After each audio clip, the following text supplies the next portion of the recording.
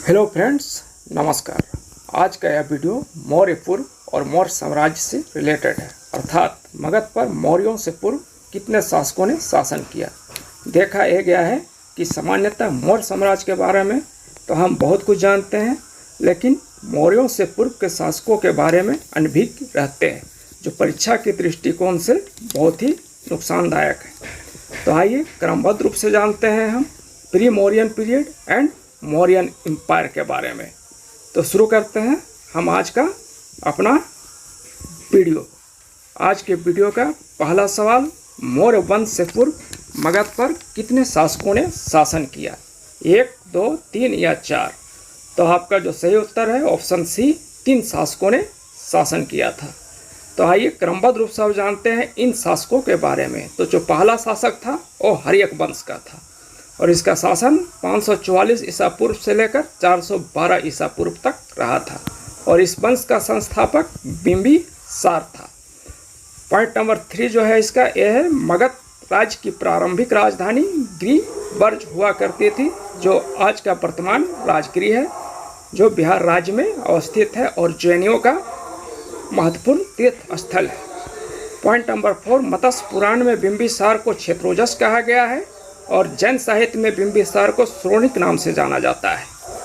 Next point, Bimbisara का राजवैद्य जीवक था, जिसे अवंती के राजा चंड प्रदोत के राज्य में चिकित्सा कार्य हेतु भेजा गया था। पॉइंट नंबर 7, बिंबिसार की प्रथम पत्नी कौशल देवी कौशल राजा प्रसेनजीत की बहन थी तथा दूसरी पत्नी लिच्छवी राजकुमारी चेलन्ना थी। नेक्स्ट पॉइंट, 492 ईसा पूर्व में बिंबिसार की हत्या कर उसका पुत्र अजातशत्रु मगध का राजा बना। और नेक्स्ट पॉइंट है इसका, अजातशत्रु इतिहास में कुनिक नाम से चर्चित है। सारे ही पॉइंट इंपॉर्टेंट है, इसे आप याद रखेंगे। नेक्स्ट पॉइंट है, अजातशत्रु ने दीर्घकालीन संघर्ष के उपरांत काशी और बज्जी संघ को विजित कर मगध साम्राज्य में सम्मिलित कर लिया था। नेक्स्ट पॉइंट है इसका, अजातशत्रु के मंत्री बस्कार द्वारा वैशाली के लिच्छवियों में परस्पर द्वेष उत्पन्न कर उनकी पराजय को संभव बनाया गया था और इस प्रकार बस्कार विशिष्ट कूटनीतिज्ञ भारतीय मैकियावेली के रूप में चर्चित है। नेक्स्ट पॉइंट है, बज्जी संघ पर विजय प्राप्त करने में अजातशत्रु को नवीन शस्त्रों रथमुसल और महाशिलाकंटक से बहुत सहायता मिली। यह रथमुसल और महाशिलाकंटक यंत्रों का या हथियारों का आविष्कारक अजातशत्रु को ही माना जाता है। ये सारे ही पॉइंट महत्वपूर्ण है, इसे आप अवश्य याद रखेंगे।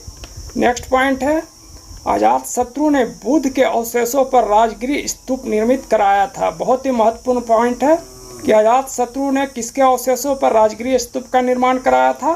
तो होगा आपका आंसर बुद्ध के अवशेषों पर। पॉइंट नंबर 15, अजातशत्रु के शासनकाल में राजगिरी की सप्तपर्णी गुफा में प्रथम बौद्ध संगति का आयोजन हुआ था। तो प्रथम बौद्ध संगति का आयोजन किसके शासनकाल में हुआ था? अजातशत्रु के शासनकाल में। और कहाँ हुआ था? तो राजगृह की सप्तपर्णी गुफा में।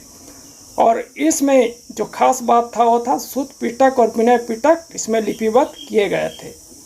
अजातशत्रु की हत्या उसके पुत्र उदायीन द्वारा 460 ईस्वी पूर्व में कर दी गई थी। पॉइंट नंबर 16, उदायीन ने गंगा और सोन नदियों के संगम पर पाटलिपुत्र नामक नगर की स्थापना की थी और पाटलिपुत्र का प्रारंभिक नाम क्या था? कुसुमपुरा था। तो यहाँ एक सवाल और बनता है कि पाटलिपुत्र नामक नगर की स्थापना किसने की थी? तो वो था उदायीन। कौन था? उदायीन नामक शासक, जो हर्यक वंश का शासक हुआ करता था तथा उसने इसे अपनी राजधानी बनाया था। वह जैन धर्म का अनुयायी था। कौन? उदायीन। पॉइंट नंबर 17, हर्यक वंश के अंतिम शासक नाग दशक को शिशुनाग नामक अमात्य ने 412 ईस्वी पूर्व में पदच्युत कर मगध पर अपना प्रभुत्व स्थापित कर शिशुनाग वंश की स्थापना की थी। और आइए अब जानते हैं विस्तार पूर्वक शिशुनाग वंश के बारे में। तो शिशुनाग वंश के संस्थापक शासक शिशुनाग ने अवंती तथा वत्स राज्यों को अधिकृत कर मगध साम्राज्य के विस्तार में योगदान दिया था। इसके शासनकाल में मगध साम्राज्य के अंतर्गत बंगाल से लेकर मालवा तक का भूभाग सम्मिलित था। पॉइंट नंबर 2 है, शिशुनाग ने बज्जियों को पूर्ण नियंत्रण में रखने हेतु पाटलिपुत्र के अतिरिक्त वैशाली को अपनी दूसरी राजधानी बनाया था। अर्थात शिशुनाग की दो राजधानियां थी, एक पाटलिपुत्र और दूसरी वैशाली। वैशाली को इसलिए उसने राजधानी बनाया था ताकि वो बज्जियों पर पूर्ण नियंत्रण रख सके जो उनके प्रतिद्वंदी हुआ करते थे। ये सारे सारगर्भित तथ्य परीक्षा की दृष्टि से अत्यंत महत्वपूर्ण है और इसे आप याद रखेंगे ताकि परीक्षा के समय आपको कोई परेशानी का सामना नहीं करना पड़े। नेक्स्ट पॉइंट, शिशुनाग वंश में दूसरा उल्लेखनीय शासक कालाशोक था। तो कालाशोक किस वंश का शासक हुआ करता था? तो आपका उत्तर होगा शिशुनाग वंश का। नेक्स्ट पॉइंट है, कालाशोक का नाम दिव्य वदान और पुराणों में काकवर्ण प्राप्त होता है। अति ही महत्वपूर्ण पॉइंट है कि कालाशोक का नाम दिव्य वदान और पुराणों में काकवर्ण प्राप्त होता है। तो काकवर्ण किसका नाम था?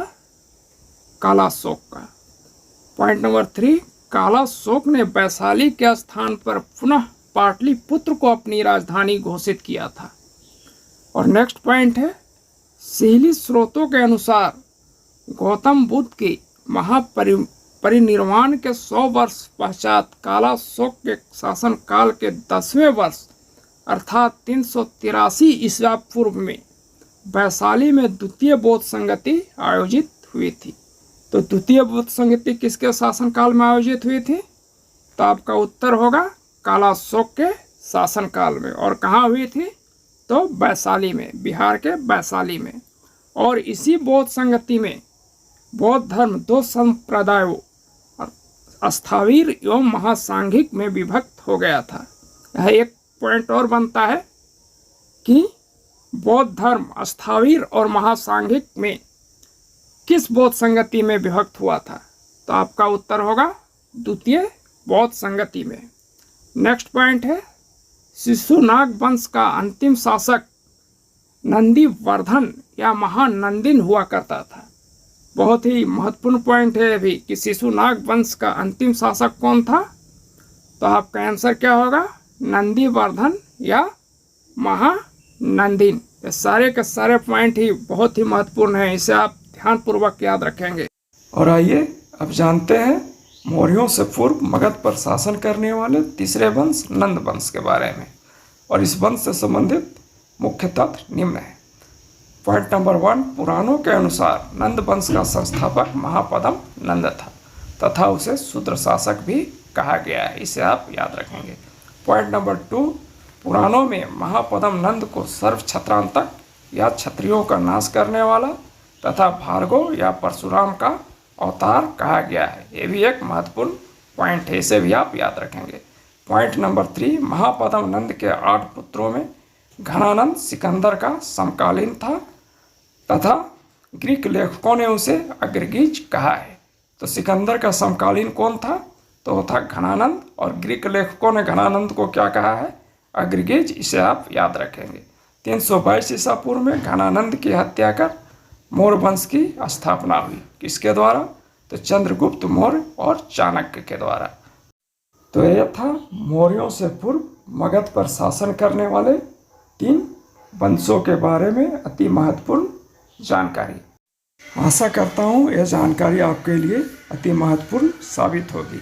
और आइए अब देखते हैं आगे के प्रश्न जो MCQ फॉर्म में है। नेक्स्ट क्वेश्चन है, चंद्रगुप्त मौर्य किस वर्ष सिंहासनारूढ़ हुआ था? और आपका ऑप्शन है 322 ईसा पूर्व, 328 ईसा पूर्व, 327 ईसा पूर्व या 323 ईसा पूर्व। और जो राइट आंसर है वो है ऑप्शन है 322 ईसा पूर्व में चंद्रगुप्त मौर्य मगध के सिंहासन पर सिंहासनारूढ़ हुआ था। नेक्स्ट क्वेश्चन है, चंद्रगुप्त मौर्य की मृत्यु कब हुई थी? और आपका ऑप्शन है 299 ईसा पूर्व, 298 ईसा पूर्व, 297 ईसा पूर्व या 273 ईसा पूर्व। और जो राइट आंसर है वो है ऑप्शन बी, 298 ईसा पूर्व में उसकी मृत्यु हुई थी। नेक्स्ट क्वेश्चन है, चंद्रगुप्त मौर्य ने अंतिम दिनों में किस धर्म को अपनाया था? आपका ऑप्शन है ए जैन, बी ब्राह्मण, सी बौद्ध, डी भागवत। तो जो इसका राइट आंसर है वो है ऑप्शन जैन। वह जैन मुनि भद्रबाहु के संपर्क में आकर जैन धर्म का अनुयायी बना था और अंतिम समय तक इसका पालन करता रहा था। आप इसे याद रखेंगे। यह प्रश्न प्राय परीक्षाओं में पूछा जाता है। क्वेश्चन नंबर 4, चंद्रगुप्त मौर्य की मृत्यु कहाँ हुई थी? और आपके ऑप्शन है ए पाटलिपुत्र, बी राजगृह, सी श्रवण बेलगोला, डी उपरोक्त में से कोई नहीं। और राइट आंसर है सी श्रवण बेलगोला। जैन अनुश्रुतियों के अनुसार ये माना जाता है कि चंद्रगुप्त मौर्य अपने अंतिम दिनों में जैन मुनि भद्रबाहु के संपर्क में आकर दक्षिण की ओर प्रस्थान किया था और वहीं पर उसकी मृत्यु हुई थी। नेक्स्ट क्वेश्चन है, मौर्य काल में भूमि कर क्या थी? और जो इसका राइट आंसर है वो है ऑप्शन बी 1/6। इसे आप याद रखेंगे। नेक्स्ट क्वेश्चन है, मौर्य काल में नगर प्रशासन के लिए कितनी समितियां थी? और आपका ऑप्शन है 2, 4, 6 या 8। तो जो इसका सही उत्तर है वो है ऑप्शन सी 6। आप इसे याद रखेंगे। मौर्य काल में नगर प्रशासन के लिए कुल 6 समितियां थी जो पूरे नगर का नियंत्रण करती थी। नेक्स्ट क्वेश्चन है, मौर्य काल में नगर प्रशासन के लिए बनी समितियों में कुल सदस्य संख्या कितनी थी? और इसका जो सही आंसर है वो है ऑप्शन सी 30। कुल सदस्यों की संख्या कितनी थी? 30। इसे भी आप याद रखेंगे। यह भी एक महत्वपूर्ण प्रश्न है। क्वेश्चन नंबर 8, चंद्रगुप्त मौर्य की सेना में कितने भाग होते थे? आपके ऑप्शन है 1, 2, 3 या 4। तो जो सही आंसर है ऑप्शन डी, कितने होते थे? 4। चंद्रगुप्त की मौर्य में 4 भागों में सेना बटी होती थी। ये आप जरूर से याद रखेंगे। और नेक्स्ट क्वेश्चन है, चंद्रगुप्त मौर्य के समय पुलिस को क्या कहते थे? यह बहुत ही महत्वपूर्ण क्वेश्चन है। आपका ऑप्शन है पुलिस, रक्षक, रक्षिण या उपरोक्त में कोई नहीं। और जो राइट आंसर है वो है ऑप्शन सी रक्षिण। मौर्य काल में पुलिस को रक्षिण कहा जाता था। इसे आप याद रखेंगे। नेक्स्ट क्वेश्चन है, मौर्य काल में घूम घूम कर सूचनाएं एकत्र करने वाले गुप्तचरों को क्या कहते थे? और आपके ऑप्शन है अस्थायी, संचारण, संचारित या संस्थान। और जो सही आंसर है वो है संचारण। मौर्य काल में घूम घूम कर सूचनाएं एकत्र करने वाले गुप्तचरों को संचारण कहा जाता था। इसे आप याद रखेंगे। ये भी परीक्षा की दृष्टि से यह अत्यंत ही महत्वपूर्ण प्रश्न है।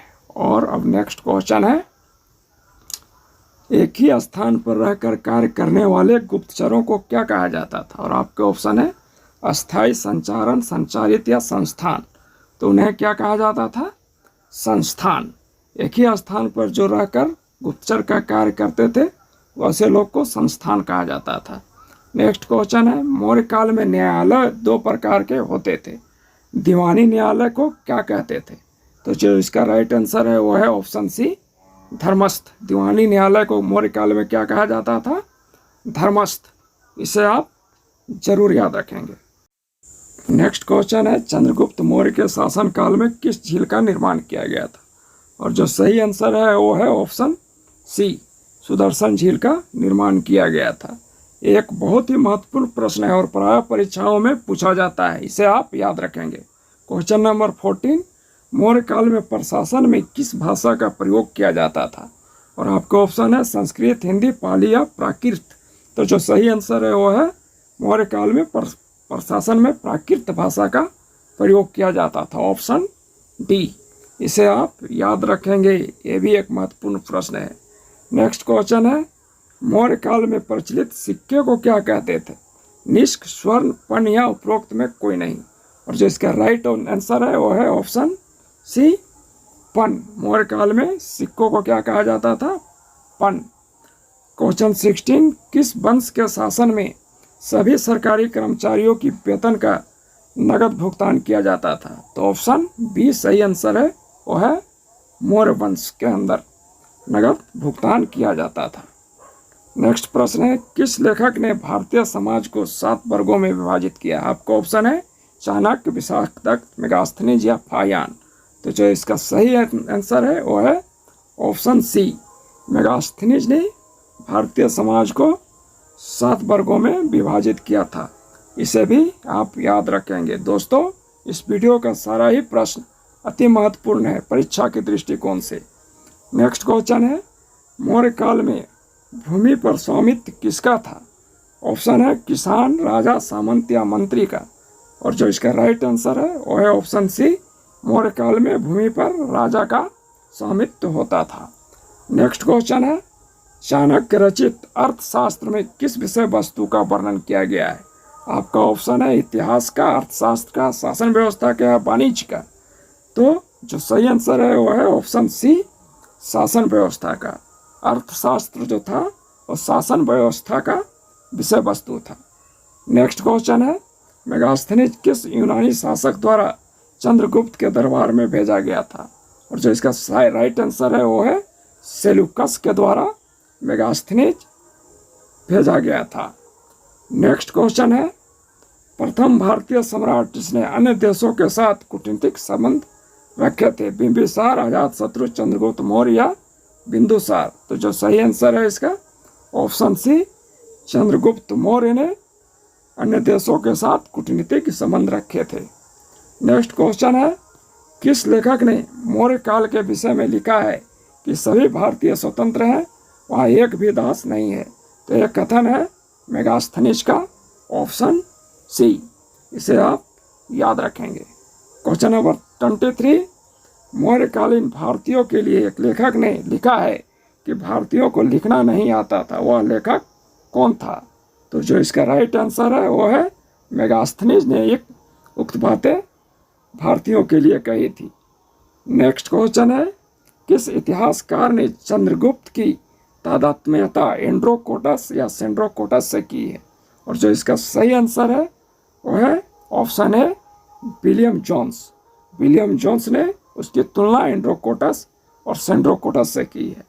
क्वेश्चन 25, चंद्रगुप्त के लिए हम्बल ओरिजिन शब्द का प्रयोग किस लेखक ने किया है? और जो इसका राइट आंसर है वो है ऑप्शन सी, जस्टिन ने। जस्टिन ने मौर्य के लिए हम्बल ओरिजिन शब्दों का प्रयोग किया है। इसे आप याद रखेंगे। नेक्स्ट क्वेश्चन है, बिंदुसार का सिंहासनारोहण कब हुआ था? और आपके ऑप्शन है 300 ईसा पूर्व, 298 ईसा पूर्व, 273 ईसा पूर्व या 269 ईसा पूर्व। तो जो राइट आंसर आप देख रहे हैं वो है 298 ईसा पूर्व में उसका सिंहासनारोहण हुआ था। नेक्स्ट क्वेश्चन है, बिंदुसार का नाम बिंदुसार क्यों पड़ा? तो इसका जो राइट आंसर है वो है ऑप्शन बी, क्योंकि उसके माथे पर बिंदु के बराबर निशान था, इसलिए उसका नाम बिंदुसार पड़ा। क्वेश्चन नंबर 28, बिंदुसार ने लगभग कितने वर्षों तक शासन किया? और आपका ऑप्शन है 20 वर्ष, 25 वर्ष, 30 वर्ष या 32 वर्ष। और जो इसका राइट आंसर है वो है ऑप्शन बी, 25 वर्ष। बिंदुसार ने लगभग 25 वर्षों तक मगध के सिंहासन पर राज किया। क्वेश्चन नंबर 29, किस मौर्य शासक ने सीरिया के शासक एंटियोकस से शराब, अंजीर और दार्शनिक भेजने का निवेदन किया था? तो वो था बिंदुसार। ऑप्शन बी जो है सो इसका राइट आंसर है, इसे आप याद रखें। क्वेश्चन नंबर 30, सीरिया के शासक ने उपरोक्त में से क्या नहीं भेजा था? शराब, दार्शनिक, अंजीर या सभी चीज़ें भेज दी थी? तो जो राइट आंसर है वो है ऑप्शन बी, दार्शनिक। सीरिया के शासक ने दार्शनिक बिंदुसार के दरबार में नहीं भेजा था। ये प्रश्न बड़ा ही महत्वपूर्ण है, याद रखेंगे। नेक्स्ट क्वेश्चन है, बिंदुसार ने कौन सी उपाधि धारण की थी? आपका ऑप्शन है महावीर, राजा नाम प्रियम, महाभट्टारक या मित्रघात की? तो जो इसका सही उत्तर होगा वो है ऑप्शन डी, बिंदुसार ने अमित्रघात की उपाधि धारण की थी। परीक्षा के दृष्टिकोण से बहुत ही महत्वपूर्ण है। नेक्स्ट क्वेश्चन है, यूनानी लेखकों ने बिंदुसार के लिए किस नाम का प्रयोग किया है? आपका ऑप्शन है एंड्रोकोटस, सेंड्रोकोटस, एमित्रोचेडस या उपरोक्त में कोई नहीं। और जो यूनानी लेखकों ने उसके लिए नाम का प्रयोग किया है वो है ऑप्शन सी, एमित्रोचेडस। इसे आप याद करेंगे। ऐसे प्रश्न प्राय परीक्षाओं में बार बार पूछे जाते हैं, तो इन सभी प्रश्नों को आप ध्यानपूर्वक देखेंगे और याद रखेंगे। क्वेश्चन नंबर 33, बिंदुसार के शासनकाल में उसके एक प्रांत में विद्रोह हुआ था जिसे दबाने के लिए अशोक को भेजा गया था। वह प्रांत कौन था? और आपके ऑप्शन है ए गांधार, बी नालंदा, सी उत्तर प्रांत, डी तक्षशिला। तो जो आपका राइट आंसर है वो है ऑप्शन डी, तक्षशिला। तक्षशिला ही वो प्रांत था जहाँ पर बिंदुसार के शासनकाल में विद्रोह हुआ था और जिसे दबाने के लिए अशोक को भेजा गया था। दोस्तों, यह भी एक महत्वपूर्ण प्रश्न है जो बारंबार परीक्षाओं में पूछा जाता है, इसे आप जरूर याद रखेंगे।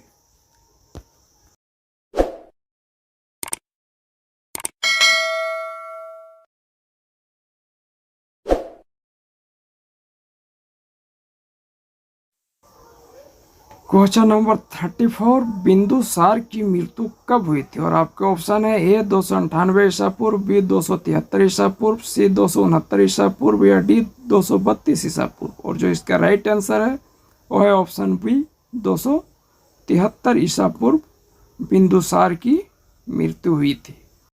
क्वेश्चन नंबर 35, अशोक का राज्याभिषेक कब हुआ था? और आपका ऑप्शन है ए 298 ईसा पूर्व, बी 273 ईसा पूर्व, सी 269 ईसा पूर्व, डी 232 ईसा पूर्व। और जो राइट आंसर है वो है ऑप्शन सी 269 ईसा पूर्व।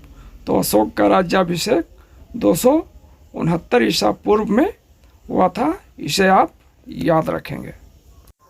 क्वेश्चन नंबर 36, कलिंग का युद्ध अशोक ने किस वर्ष लड़ा था? और आपका ऑप्शन है ए 269 ईसा पूर्व, बी 265 ईसा पूर्व, सी 261 ईसा पूर्व, डी 259 ईसा पूर्व। और जो इसका राइट आंसर है वो है ऑप्शन सी 261 ईसा पूर्व ये कलिंग का युद्ध लड़ा गया था, इसे आप याद रखेंगे। नेक्स्ट क्वेश्चन, अशोक के कलिंग युद्ध के विषय में किस अभिलेख से जानकारी मिलती है? और जो इसका राइट आंसर है वो है ऑप्शन डी 13वें शिलालेख से अशोक के कलिंग युद्ध के विषय में हमें जानकारी प्राप्त होती है। बड़ा ही महत्वपूर्ण प्रश्न है, इसे याद रखेंगे आप। क्वेश्चन नंबर 38, कलिंग विजय के पश्चात अशोक ने किस प्रदेश को उसकी राजधानी बनाई थी? तो जो इसका राइट आंसर है वो है ऑप्शन बी तौसाली को। कलिंग विजय के पश्चात अशोक ने तौसाली को उसकी राजधानी बनाई थी। नेक्स्ट क्वेश्चन है, कलिंग की प्रजा के साथ किस प्रकार का व्यवहार किया जाए, इस विषय में अशोक के आदेश किस अभिलेख में है? तो जो इसका सही आंसर है वो है ऑप्शन सी धौली में। धौली अभिलेख में इस विषय में जानकारी हमें प्राप्त होती है, इसे आप जरूर याद रखेंगे। नेक्स्ट क्वेश्चन है, अशोक के समय कौन सी बौद्ध संगति हुई थी? आपका ऑप्शन है 1, 2, 3 या 4। तो जो इसका राइट आंसर है वो है ऑप्शन सी 3, अर्थात अशोक के समय में तृतीय बौद्ध संगति का आयोजन पाटलिपुत्र में किया गया था, इसे आप जरूर याद रखेंगे। नेक्स्ट क्वेश्चन है, तृतीय बौद्ध संगति कहाँ हुई थी? और आपका ऑप्शन है ए पाटलिपुत्र, बी वैशाली, सी कुंडलबल या डी राजगिरी। तो जो इसका सही आंसर है वो है ऑप्शन ए पाटलिपुत्र। तृतीय बौद्ध संगति का आयोजन पाटलिपुत्र में किया गया था। क्वेश्चन नंबर 42, इस संगति के अध्यक्ष कौन थे? और जो इसका राइट आंसर है वो है ऑप्शन ए मुगालीपुत्र तिस्य। इस संगति के अध्यक्ष जो थे वो थे मुगलीपुत्र तिस्य। क्वेश्चन नंबर 43, बौद्ध भिक्षु सामान्यतः पीले वस्त्र धारण करते हैं, बौद्ध भिक्षु के श्वेत वस्त्र धारण करने का क्या अर्थ होता है? और जो इसका राइट आंसर है ऑप्शन सी, उन्हें संघ से निष्कासित किया जा रहा है। नेक्स्ट क्वेश्चन, अशोक ने बौद्ध धर्म को कब अपनाया था? तो जो इसका राइट आंसर है वो है कलिंग युद्ध के पश्चात। जी हाँ, ऑप्शन सी कलिंग युद्ध के पश्चात। नेक्स्ट क्वेश्चन है, अशोक के अभिलेखों को सर्वप्रथम पढ़ने वाले विद्वान कौन थे? और आपका ऑप्शन है A William Jones, B Max Muller, C R K. Mukherjee, D James Prinsep. और जो राइट आंसर है वो है option D James Prinsep. James Prinsep ही वो विद्वान थे जिन्होंने अशोक के अभिलेखों को सर्वप्रथम पढ़ा था और उसका अर्थ ज्ञात किया था। क्वेश्चन नंबर 46, अशोक के अभिलेख किस भाषा में है? और आपके ऑप्शन है ए पाली, बी संस्कृत, सी हिंदी, डी प्राकृत। और जो राइट आंसर है वो है ऑप्शन डी प्राकृत। अशोक के अभिलेख सामान्यतः प्राकृत भाषा में है, इसे आप याद रखेंगे। यह भी एक महत्वपूर्ण प्रश्न है। नेक्स्ट क्वेश्चन है, अशोक के अभिलेख किस लिपि में है? आपका ऑप्शन है ए पाली, बी देवनागरी, सी ब्राह्मी या डी उपरोक्त में कोई नहीं। और जो इसका राइट आंसर है वो है ऑप्शन सी ब्राह्मी लिपि में। अशोक के अभिलेख सामान्यतः ब्राह्मी लिपि में लिखे गए हैं। क्वेश्चन नंबर 48, अशोक के किस अभिलेख पर मयूर की आकृति है? बड़ा ही महत्वपूर्ण प्रश्न है। ए इलाहाबाद, बी सारनाथ, सी लुम्बिनी या डी नंदनगढ़। और जो इसका राइट आंसर है वो है ऑप्शन डी नंदनगढ़। नंदनगढ़ के अभिलेख पर मयूर की आकृति है। क्वेश्चन नंबर 49, अशोक के स्तंभ किस देश के स्तंभों के समान है? आपका ऑप्शन है नेपाल, बी लंका, सी रोम, डी पर्सिया। तो जो राइट आंसर है वो है D option D Persia. Persia देश के स्तंभों के समान है। क्वेश्चन नंबर 50, अशोक के समान विचारधारा वाला लंका का शासक कौन था? और आपका ऑप्शन है ए शैलेंद्र, बी तिस, सी मेघवर्मन, डी उपरोक्त में कोई नहीं। और जो इसका राइट आंसर है वो है ऑप्शन बी तिस। तिस ही वो शासक था जो अशोक के समान विचारधारा रखता था। क्वेश्चन नंबर 51, किस विदेशी यात्री ने बौद्ध भिक्षु के रूप में अशोक की मूर्ति देखी थी? तो आपका जो राइट आंसर है वो है ऑप्शन डी इत्सिंग। इत्सिंग ने उसकी मूर्ति बौद्ध भिक्षु के रूप में देखी थी। इसे आप याद रखेंगे। नेक्स्ट क्वेश्चन है, अशोक का एक पुत्र बौद्ध होकर लंका चला गया था, उसका नाम क्या था? जो आपके ऑप्शन है ए कुणाल, बी महेंद्र, सी जालोक, डी उपरोक्त में कोई नहीं। और जो राइट आंसर है वो है option B Mahendra. Next question है, अंतिम मौर्य सम्राट कौन था? और आपके ऑप्शन है ए कुणाल, बी अशोक, सी चंद्रगुप्त, डी बृहदर्थ। तो मौर्य वंश का जो अंतिम सम्राट था वो था बृहदर्थ, अर्थात ऑप्शन डी आपका सही आंसर है। नेक्स्ट क्वेश्चन है, मौर्यों का पतन किस वर्ष हुआ था? और आपका ऑप्शन है ए 184 ईसा पूर्व, बी 187 ईसा पूर्व, सी 148 ईसा पूर्व या डी 127 ईसा पूर्व। और जो राइट आंसर है वो है ऑप्शन ए 184 ईसा पूर्व मौर्यों का पतन हुआ था। नेक्स्ट क्वेश्चन, अंतिम मौर्य सम्राट बृहदर्थ की हत्या किसने की थी? जो इसका राइट आंसर है वो है ऑप्शन ए पुष्यमित्र शुंग ने। पुष्यमित्र शुंग ने ही अंतिम मौर्य सम्राट बृहदर्थ की हत्या की थी। क्वेश्चन नंबर 56, मौर्यों का प्रमुख मनोरंजन का साधन क्या था? नृत्य, संगीत, जुआ या शिकार? जो इसका राइट आंसर है ऑप्शन डी शिकार। शिकार ही मौर्यों के मनोरंजन का प्रमुख साधन हुआ करता था। क्वेश्चन नंबर 57, मौर्यकालीन मंत्रिपरिषद में सदस्यों की संख्या कितनी थी? तो जो इसका राइट आंसर है वो है ऑप्शन सी 12 से लेकर 20 तक।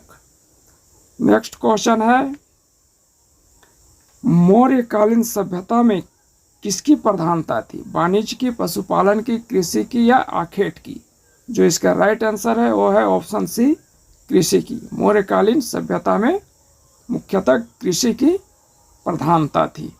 और जो नेक्स्ट क्वेश्चन है वो है, पुष्यमित्र के लिए अश्वमेघ यज्ञ किसने किया था? बड़ा ही महत्वपूर्ण प्रश्न है, इसे आप याद रखेंगे।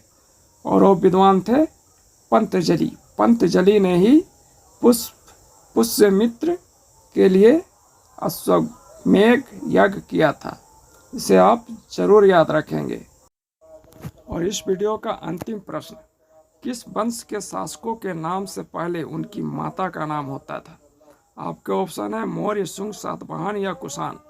और जो राइट आंसर है वो है सातवाहन वंश। सातवाहन वंश के शासकों के नाम से पहले उनकी माता का नाम होता था।